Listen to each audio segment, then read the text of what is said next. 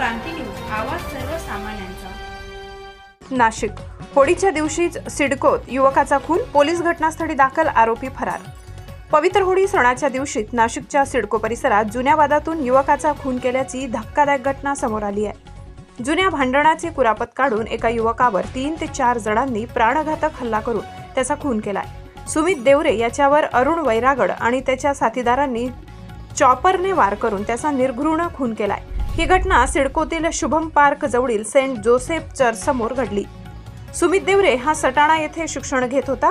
तो गंगेश्वर महाजन नगर येथे कुटुंबासोबत राहत होता। एकुलता एक असल्यामुळे त्याच्या निधनाने कुटुंबावर दुःखाचा डोंगर कोसळलाय।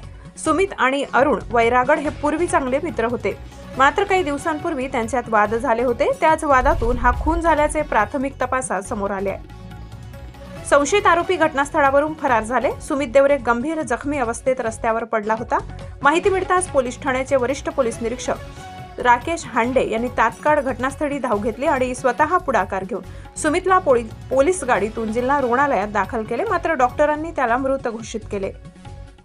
दरम्यान होळीच्या सणाच्या दिवशीच घडलेल्या या घटनेमुळे परिसरात भीतीचे वातावरण पसरले आहे। घटनेची माहिती मिळताच वरिष्ठ पोलीस निरीक्षक राकेश हांडे, मधुकर कड, दुय्यम पोलीस निरीक्षक जयंत शिरसाट आणि सुनील पवार यांच्या मार्गदर्शनाखाली पोलिसांनी घटनास्थळी तातडीने बंदोबस्त लावला।